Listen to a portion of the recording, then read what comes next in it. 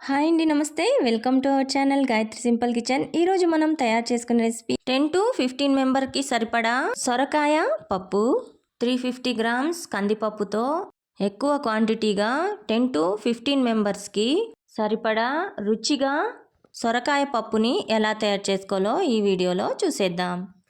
ముందుగా ఒక కుక్కర్ తీసుకొని, ఇక్కడ నేను 10 లీటర్ కుక్కర్ తీసుకుంటున్నానండి. అందులోకే 1.5 కప్పు దాకా కందిపప్పుని వేసుకోవాలి. వెయిట్లో వచ్చేసి 350 గ్రామ్స్ ఉంటాయండి కందిపప్పు. ఇందులోకే ఒక పిడికెడన్ని శనగపప్పుని వేసుకోండి. శనగపప్పు వేసుకోవడం వల్ల పప్పు రుచిగా ఉంటుంది. ఇవి ఆప్షనల్ అండి, అంతే. ఇప్పుడు ఇందులోకి కొద్దిగా నీళ్ళని వేసుకొని ఈ కందిపప్పుని బాగా 2-3 సార్లు ఇలా కలిపేసుకుంటూ కడిగేసుకోండి. శుభ్రంగా కడుక్కోవాలి. ఇప్పుడు ఈ నీళ్ళన్నీ వంపేసుకొని ఇందులోకే మనం ఏ గ్లాస్తో అయితే కందిపప్పుని తీసుకున్నామో అదే గ్లాస్తో 5 గ్లాసుల దాకా నీళ్ళని వేసుకోవాలి. ఈ కందిపప్పుని కొద్దిగా నాననిద్దాం. ఇప్పుడు ఇందులోకి వేసుకోవడానికి కూరగాయలని కట్ చేసేసుకుందాం. మనం తీసుకున్న పప్పు క్వాంటిటీకి 1/2 కేజీ దాకా టమోటాలు, 2 మీడియం సైజ్ ఉల్లిపాయలు, 1/2 కేజీ దాకా పచ్చిమిర్చి, అలాగే 1 కేజీ దాకా సొరకాయని తీసుకోవాలి. మనం తీసుకున్న కందిపప్పు క్వాంటిటీకి ఈ మీడియం సైజ్ సొరకాయ పర్ఫెక్ట్గా సరిపోతుంది.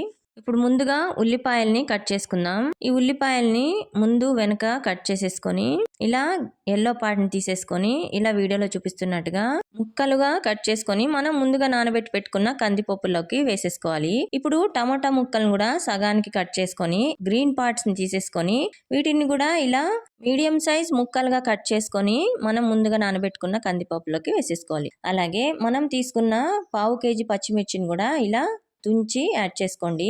ఇప్పుడు సొరకాయ ముక్కను కూడా ఇలా పైన పీల్ అంతా తీసేసుకొని ఒకసారి వాష్ చేసేసుకొని ఇలా ముందు వెనుక ఉండే పార్ట్స్ ని తీసేసుకొని ఇలా మధ్యలోకి కట్ చేసేసుకొని మరి సన్నగా కాకుండా వీడియోలో చూపిస్తున్నట్టుగా మీడియం సైజ్గా ముక్కలని కట్ చేసుకోవాలి. మరి లావుగా ఉన్నా పర్లేదండి, మెత్తగా ఉడికిపోతాయి, ఎక్కువ టైం ఏం పట్టదు. ఇదిగోండి వీడియోలో చూపిస్తున్నట్టుగా ఈ సైజు ఉంటే సొరకాయ ముక్కలు సరిపోతుంది. ఇలాగే మిగతా ముక్కలన్నిటిని కూడా కట్ చేసేసుకొని మనం ముందుగా నానబెట్టి పెట్టుకున్న కందిపప్పులోకి వేసేసుకోవాలి. వీడియోలో చూపిస్తున్నట్టుగా ఇలా వేసేసుకోండి. ఇందులోకే ఒక చిన్న నిమ్మ సైజ్ అంతా చింతపండుని 1-2 సార్లు వాష్ చేసుకొని ఇందులోకి వేసేసుకోండి.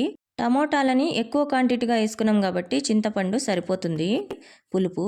అలాగే ఇందులోకి రుచికి సరిపడా ఉప్పు, 1 టీ స్పూన్ దాకా పసుపు, 4 టేబుల్ స్పూన్ దాకా కారం, అలాగే ఇందులోకే 1 టీ స్పూన్ దాకా ఆయిల్ని వేసుకోండి.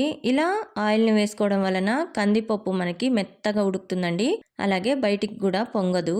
ఇదిగోండి గరిటెతో అన్నిటినీ ఒకసారి ఇలా మిక్స్ చేసుకొని మూత పెట్టేసి స్టవ్ ఆన్ చేసేసుకొని ఇక్కడ నేను కొద్దిగా పెద్ద బర్నర్ ఉండే స్టవ్ని వాడుతున్నానండి. మామూలు గ్యాస్ స్టవ్ మీద అయినా కందిపప్పుని ఉడికించుకోవచ్చు. ఇప్పుడు కుక్కర్ పెట్టేసి 4 విజిల్ వచ్చేంత వరకు ఉడికించుకోవాలి.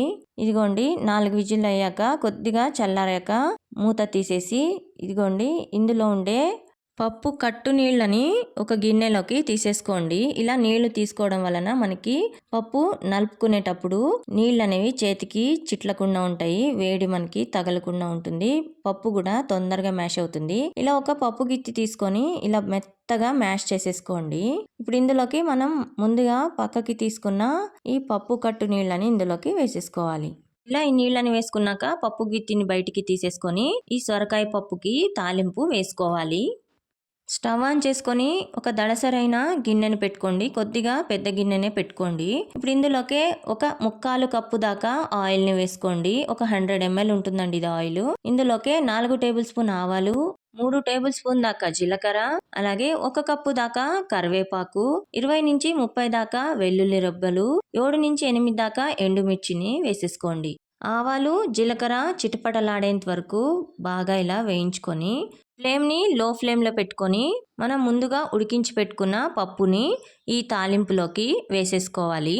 అంతేనండి, మనకి ఇక్కడ 10 to 15 మెంబర్స్కి సరిపడా సొరకాయ పప్పు రెడీ అయిపోయింది. 300 గ్రాముల కందిపప్పుతోనే ఇలా ఎక్కువ క్వాంటిటీతో సొరకాయ పప్పుని ఎలా తయారు చేసుకోవాలో ఈ వీడియోలో చూపించాను. ఇదిగోండి పప్పుకి కాంబినేషన్గా 10 to 15 మెంబర్కి సరిపడా వైట్ రైస్, అలాగే 10 to 15 మెంబర్కి సరిపడా సొరకాయ పప్పు, అలాగే 10 to 15 మెంబర్కి సరిపడా బీరకాయ పచ్చడిని ఇలా తయారు చేసేసాను. ఈ బీరకాయ పచ్చడి రెసిపీ మన యూట్యూబ్ ఛానల్లో ఉందండి, డిస్క్రిప్షన్లో ఇస్తాను, ఒకసారి చెక్ చేయండి. ఇక్కడ ఉప్పుని రుచి చూసి అడ్జస్ట్ చేసుకోండి. అంతేనండి. ఈ వీడియో కనుక మీకు నచ్చినట్లయితే లైక్ చేయండి, షేర్ చేయండి, అలాగే సబ్స్క్రైబ్ చేయండి. Thank you for watching.